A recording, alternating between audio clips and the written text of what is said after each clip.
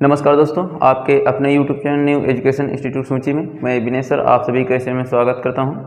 हम लोग क्लास 10 विज्ञान का जो चैप्टर है कौन सा प्रकाश का परावर्तन तथा अपवर्तन वो पढ़ रहे थे, जिसमें हमने प्रकाश क्या होता है, प्रकाश का परावर्तन, प्रकाश के परावर्तन के प्रकार और प्रकाश के परावर्तन के नियम, और साथ में अवतल दर्पण यानी दर्पण, समतल दर्पण, अवतल दर्पण, उत्तल दर्पण और अवतल दर्पण और उत्तल दर्पण से प्रतिबिंब बनाने की जो भी स्थिति रही वो सब पढ़ चुके हैं।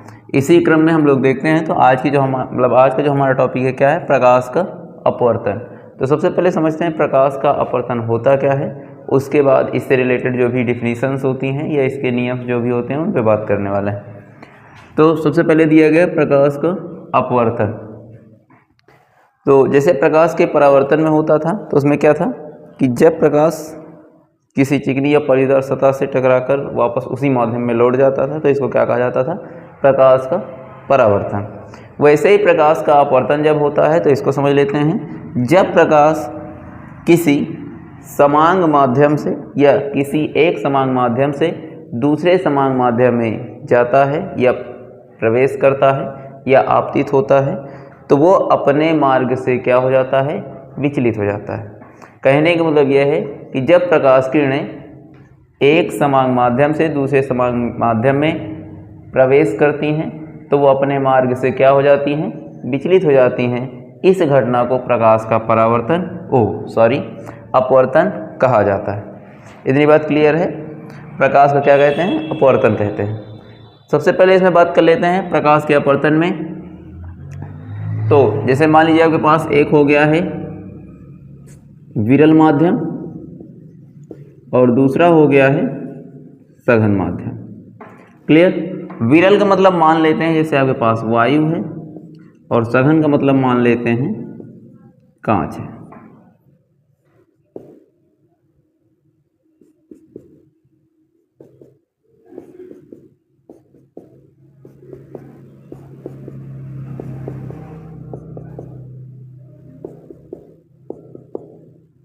तो ये हो गया आपके पास कांच। तो प्रकाश किरण, जो आने वाली प्रकाश किरण होती है इसको क्या कहते हैं, आपतित किरण। इसको क्या कहेंगे, इसको अपवर्तित किरण। इतना होगा। उसके बाद ध्यान दीजिए, इस वाले पॉइंट ओ को क्या कहते हैं, इस पॉइंट को कहते हैं आपतन बिंदु।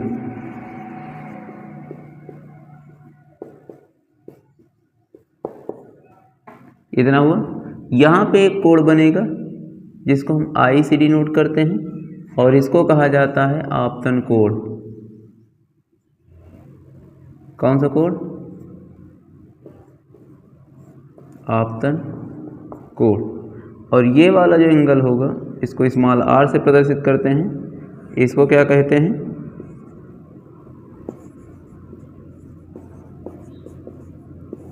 अपवर्तन कोण। इतनी बात क्लियर है। तो जब प्रकाश एक समांग माध्यम से यानी विरल माध्यम से सघन माध्यम में प्रवेश करेगा तो अपवर्तित किरण क्या होगी, अभिलंब की ओर झुकेगी, अभिलंब की ओर झुकेगी। लेकिन जब केस को बदल दिया जाए, बदलने का मतलब यह है कि अगर हम ऊपर साइड कर देते हैं सघन माध्यम और नीचे कर देते हैं विरल माध्यम,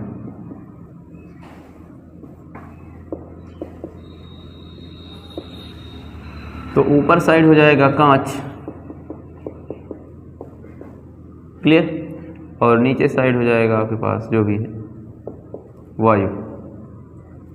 तो प्रकाश किरण अगर आएगी सघन माध्यम से विरल माध्यम में जाएगी तो यही किरण क्या होगी, अभिलंब से दूर हटेगी। इतनी बात क्लियर है।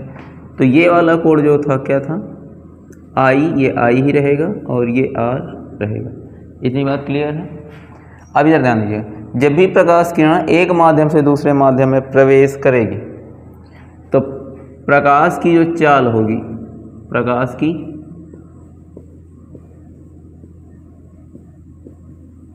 चाल, ये और साथ में तरंग दैर्ध्य, ये दोनों क्या हो जाएंगी, परिवर्तित हो जाएंगी। मतलब कहने का ये है कि अगर ये 40 किलोमीटर की स्पीड से चली थी किरण, तो जब वायु माध्यम या विरल माध्यम में जाएगी तो इसकी स्पीड क्या हो जाएगी, बढ़ जाएगी। लेकिन जब विरल से सघन में जाएगी तो इसकी चाल क्या हो जाएगी, घट जाएगी। इतनी बात क्लियर हुई। यानी विरल में देखा जाए तो प्रकाश की जो चाल होगी वो अधिक होगी और सघन में कम होगी। यही रीज़न है कि प्रकाश किरण एक माध्यम से दूसरे माध्यम में जाती है तो अपने मार्ग से क्या हो जाती है, विचलित हो जाती है। अगर आपसे कोई पूछता है कि अपवर्तन का कारण बताइए, तो इसके दो ही कारण हैं, प्रकाश की चाल का परिवर्तन और साथ में तरंग दैर्ध्य। एक बात और, जब भी प्रकाश किरण एक माध्यम से दूसरे माध्यम में प्रवेश करेगी तो इसकी आवृत्ति जो रहेगी वो क्या रहेगी, नियत रहेगी। तो प्रकाश की जो आवृत्ति होगी वो क्या रहेगी, निश्चित या नियत रहेगी। इतनी बात क्लियर हुई। उसके बाद ध्यान दीजिएगा, जैसे आपके पास इस चित्र बना हुआ है, तो इसी में जैसे हम लोग परावर्तन में पढ़े थे कि आपतित किरण क्या होती है, परावर्तित किरण वहाँ होता था, तो वैसे ही यहाँ क्या होगा, आपतित किरण क्या होती है। तो जो प्रकाश किरण आ रही होती है उसे आपतित किरण कहते हैं, और जो अपवर्तित यानी जो अपने मार्ग से विचलित हो जाती है उसे क्या कहते हैं, अपवर्तित किरण कहते हैं। और जिस बिंदु पर ये क्रिया होती है उस बिंदु को आपतन बिंदु कहा जाता है, और आपतन बिंदु पे अगर कोई किरण या डॉट लाइन द्वारा अभिलंब डाल दिया जाता है या लंब डाल दिया जाता है तो उसे अभिलंब कहते हैं। इतनी बात क्लियर हुई। तो इसके बाद क्या हमारे पास, अपवर्तन के नियम। अपवर्तन का जो पहला नियम होता है वो क्या कहता है, अपवर्तन का पहला नियम है कि आपतित किरण और अपवर्तित किरण, आपतित किरण, अपवर्तित किरण तथा आपतन बिंदु पर डाला गया अभिलंब तीनों एक ही तल में होते हैं। यह पहला नियम क्या कहता है कि आपतित किरण, अपवर्तित किरण तथा आपतन बिंदु पर डाला गया अभिलंब तीनों एक ही तल में होते हैं। तो इसको समझ लेते हैं। आपतित किरण तथा अपवर्तित किरण आपतन बिंदु पर डाला गया अभिलंब तीनों एक ही तल में होते हैं। दूसरा नियम कहता है, कितने माध्यम है इसमें, किन्हीं दो माध्यमों के लिए, ठीक है, कोण साइन जो आई होता है यानी आपतन कोण की ज्या और अपवर्तन कोण की ज्या का जो अनुपात होता है वो नियत होता है।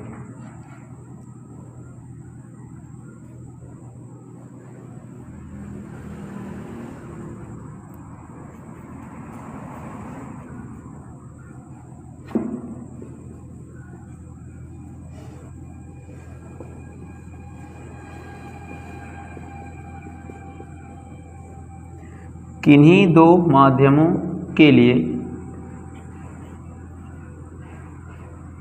आपतन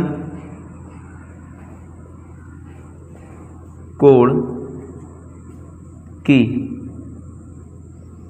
ज्या, ज्या को अंग्रेजी में क्या कहते हैं, साइन, ठीक है, तथा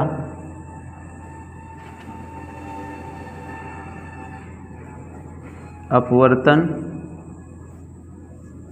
कोण की ज्या का अनुपात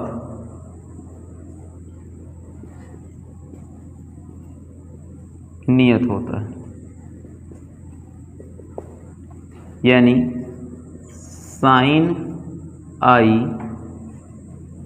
अपान का साइन आर बराबर ए एन। एन यहाँ क्या है, नियतांक है, जिसे क्या कहा जाता है, अपवर्तनांक। इतनी बात क्लियर हुई। किन्हीं दो माध्यमों के लिए आपतन कोण की ज्या यानी साइन तथा अपवर्तन कोण की ज्या का अनुपात क्या होता है, नियत होता है। इसे स्नेल का नियम भी कहा जाता है। किसका नियम, स्नेल का नियम।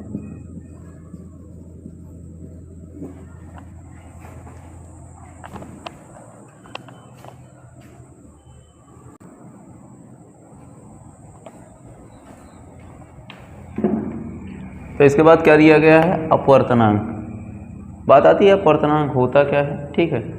तो इधर ध्यान दीजिएगा, अगर जैसे आपके पास दो माध्यम दिए गए हैं, कितने माध्यम, दो माध्यम, तो उसी में प्रथम माध्यम और सेकेंड यानी द्वितीय माध्यम हो सकते हैं, फर्स्ट और सेकेंड हो सकता है। तो निर्वात में प्रकाश की चाल तथा माध्यम में प्रकाश की चाल के अनुपात को अपवर्तनांक कहते हैं।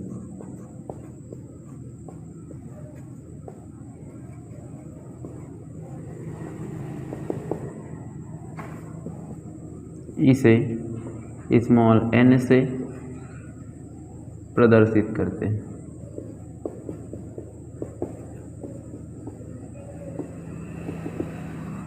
इतनी बात क्लियर है? तो एक बार डिफिनेशन ध्यान दीजिएगा। अपवर्तनांक निर्वात में प्रकाश की चाल तथा माध्यम में प्रकाश की चाल के अनुपात को क्या कहते हैं, अपवर्तनांक कहते हैं। इसे स्मॉल ई से प्रदर्शित स्मॉल n से प्रदर्शित करते हैं। कुछ किताबों में म्यू दिया गया है जो कि ऐसे और ऐसे बनता है, ठीक है। तो ये म्यू होता है, तो ये भी होता है और ये भी होता है। ज़्यादातर n मिलेगा आपको। तो फॉर्मूला यहाँ से क्या बन जाएगा, n इक्वल निर्वात में प्रकाश की चाल डिवाइडेड बाई माध्यम में प्रकाश की चाल। इसी को लिखा जाता है n इक्वल C/V, ठीक। C हमेशा के लिए आपको सबको पता है कि निर्वात में प्रकाश की चाल कितनी होती है, तो इतनी होती है।